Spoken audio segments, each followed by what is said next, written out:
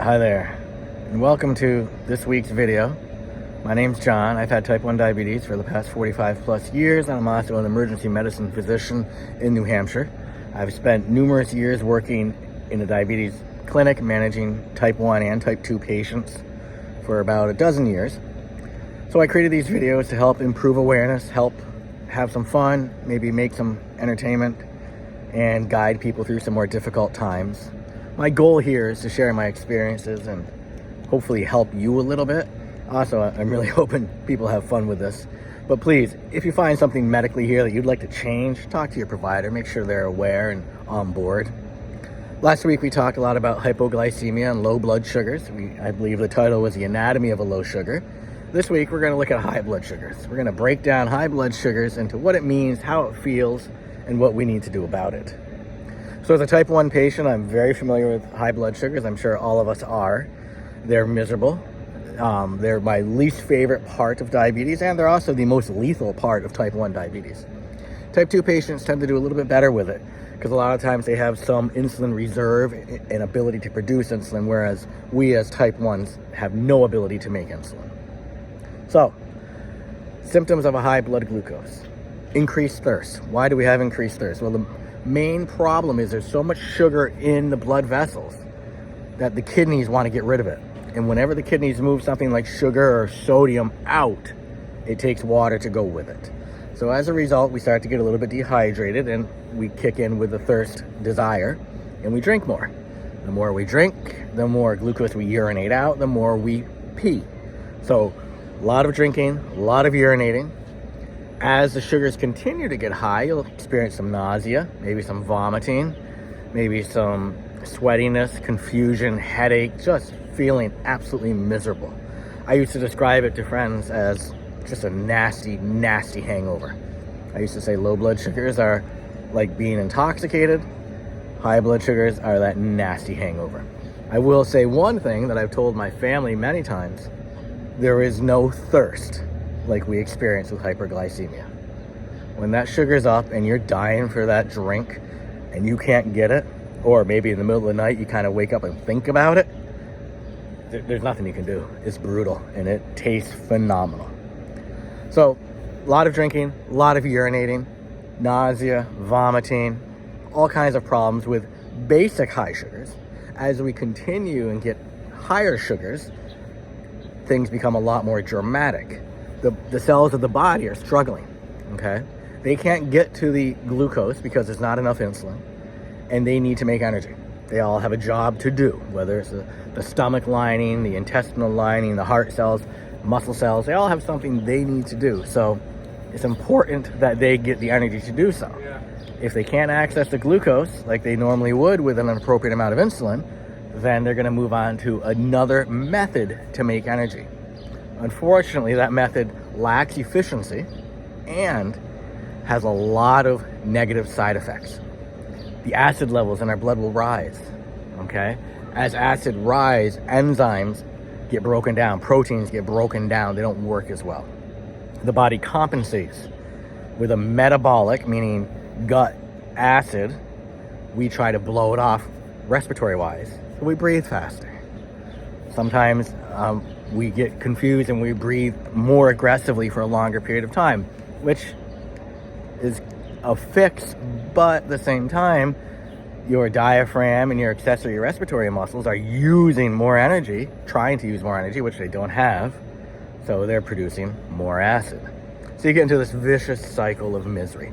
This was, in the past, how type 1 patients would die. Okay, they would go into hyperglycemia, they would eventually hit a coma level, so they're essentially not conscious. They'd have what's called Kussmaul breathing, which is the last effort to blow off acid, and then die. So, absolute miserable way to go, and something that we all want to avoid, and I hate with a passion. So why do we have these? What's the deal with the high blood glucose levels? Typically, we don't have enough insulin, so we forgot a dose. If you're a type 2 patient, maybe you forgot a medication. Whatever reason, the glucose level in your blood is here and the insulin level is way, way down. They're not matching, and therefore these cells in your body can't get the glucose they need. They can't get the energy they need, Your kidneys are overwhelmed because there's so much glucose in the blood. They're trying to filter it out and flush it out of the system. You're drinking more, you're urinating more. As you get into that nausea and vomiting phase, hydration becomes a major issue. And much like the diabetic ketoacidosis, hydration plays a huge factor in that. And it's important that we hydrate properly ourselves, and that our providers, God forbid, that have to deal with us, are careful with hydration, because it's not a quick and, flood the system with IV fluids and everybody's fine. It takes time, and you have to really calculate it. So typically not enough insulin, missed dose, extra meal, wrong kind of meal. I've had it where, I stopped at a restaurant and got a fountain soda that I thought was diet, and it wasn't. An hour later, I'm thirsty and I'm urinating more, and I'm wondering what the hell is going on. So things like that can happen. Illness, stress will all cause hyperglycemia. Certainly something we can compensate for if we're aware of it, but if we're not, then we end up playing catch up, what I call it. What other things can go on? If you're an insulin pump user, you could have a pump malfunction. You may have a sensor issue where it's not working well. What others? So the biggest ones are really missing your dose or inappropriate dosing. Illness is a big thing. So the typical type 1 guidelines for illness are blood tests frequently, make sure you stay well hydrated. Please, if you're vomiting, don't stop taking your insulin. Your body still needs it. You can certainly reduce the bolus insulin, the insulin you're taking before the meal, because maybe you're not eating, you don't feel well. But make sure that you stay well hydrated, and make sure that you still have some basal or background insulin on board, and you're very likely to need more insulin. So talk to your providers about that. Other major causes: illness, stress. Stress is a variable one. Good stress, bad stress can certainly affect everybody a little bit differently. So that's one, unfortunately, you're going to have to learn on your own. I'd say those are the big causes of hyperglycemia. And it's more often than not, it's just a matter of us getting too comfortable with our therapy, not remembering a dose, or accidentally forgetting it. Or if we're in that phase where we're just not accepting diabetes and we want to get away from it, we ignore it and pretend it's going to go away. Well, it's not.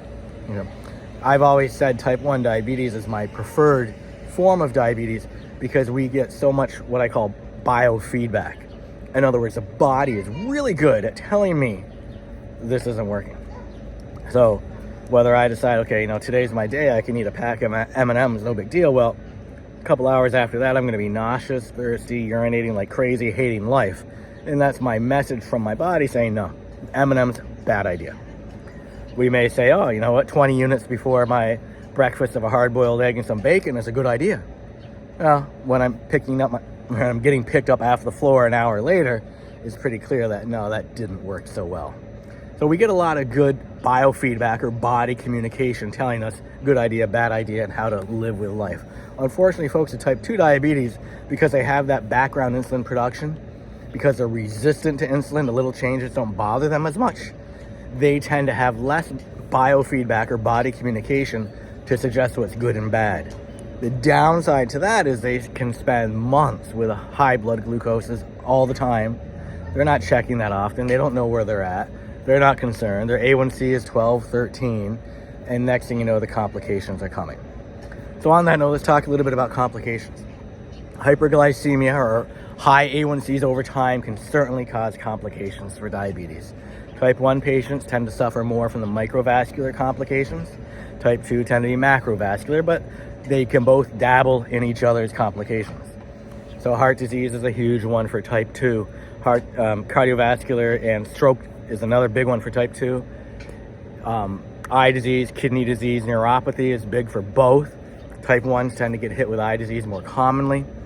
So there's eyes, kidneys, nerves, heart. You can get a gastroparesis, slowing in the stomach, which leads to more heartburn and other issues there.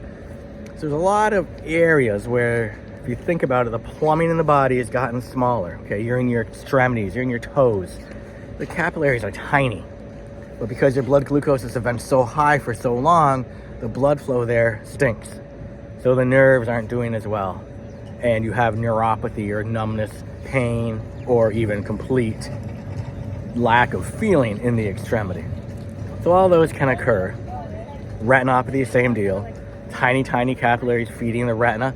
They get clogged. Part of that retina is going to have a little hemorrhage or have a little issue where ischemia or lack of blood flow, where it's not getting what it needs. And that can lead to blindness. In fact, diabetes for years has been one of the top leading causes of blindness. However, as annoying these complications are, we do have that biofeedback I talked about. We have that ability to check our blood glucose levels and some preventative care that we need to do. You know, your provider needs to be checking your feet to make sure that you have good sensation. You know, how are things going? You need to check your feet. You got a rock in your shoe and you're complaining about it while we're walking together, then I'm thrilled because you can feel it. That's what matters to me. You're going to see your eye doctor once a year, every 6 months, depending on your duration with the disease or other issues you have had. That's wonderful, because when we catch these things early, a lot of times we can make changes or therapies to prevent them and treat them. So it's imperative that we do the preventative maneuvers, such as stress testing for type 2s, stroke risk protocols, diabetic eye exams, foot exams. Keep a close eye on everything, because these diseases are phenomenal at impacting the entire human body. There's no worse disease in my mind as far as impacting everything. And for those of you with type 1 will agree with me, it makes everything worse. You know, you get the flu. You know, regular Joe down the street gets the flu and he's coughing, maybe vomiting a little bit, but he can stay hydrated at home, not a big deal. You and I get it. It's the stress to the system, so our sugars are higher and we're vomiting, so it's harder to stay hydrated when it's imperative that we stay hydrated. Plus we feel horrible, and we feel horrible again because of the high blood glucose. It just stacks and compounds and makes life absolutely miserable. So please work hard, stay hydrated, and do the preventative measures such as the eye exams, foot exams, keeping an eye on how your belly's feeling. Are you getting a lot of reflux or GERD issues? Do you need to have a scope done to find out what exactly is going on? And, you know, the biggest thing, if you're not wearing a sensor, blood tests like crazy. It's both type 1 and type 2, they're great diseases because you can tell within 5 seconds if diabetes is playing a role in this. You know, if you've got a nasty headache and you're wondering, geez, could be meningitis, could be just from a high sugar, blood test. That answers your question. Blood sugar is 120, okay, it's probably not a high sugar. Maybe you need to get checked out for meningitis or worry about other possible causes. Point being, it's real easy to rule out diabetes as a cause. You know, and I've had this experience where I've never been a big salt fan. I go out for dinner and it's a saltier meal or what have you, and I'm really thirsty afterwards, and I start to catch myself and wonder, geez, is my sugar out of whack? Well, I check the sugar, and guess what? It's perfectly normal. Okay, that was the meal. Or, geez, it's 300. Okay, I need some extra insulin. I need to treat this. Speaking of treatment, how do we handle high blood glucose? Okay, hopefully you and your provider have a plan set up, or your insulin pump is programmed with a correction factor or insulin sensitivity factor so you can treat your glucose levels. I love the smart pump technology that came out 20 years ago and really taught us about how sensitive am I to insulin and what does 1 unit of insulin do to me. So if 1 unit drops me 50 points, then my insulin sensitivity factor or my correction factor is 50, meaning for every 50 points above my goal, I need another unit. This is a wonderful, hopefully easy math, depending on what your numbers come out like, but it's a wonderful way to calculate and dose appropriately. The smart pumps, the pre-programmed pumps, all have this information in them, so corrections for you are simple. Those of you taking injections, be it with a needle and syringe and bottle, or with a flex pen or quick pen, you might have to figure out those calculations on your own. You check your blood sugar, you're 300, you want to be 150, you figure out, you know what your sensitivity factor is, and you dial in that appropriate amount. Now, if you're eating, don't forget to add your carbohydrates to it, because that will continue to cause elevation of the glucose levels if you don't compensate with insulin. So we can correct for high blood glucose with extra insulin.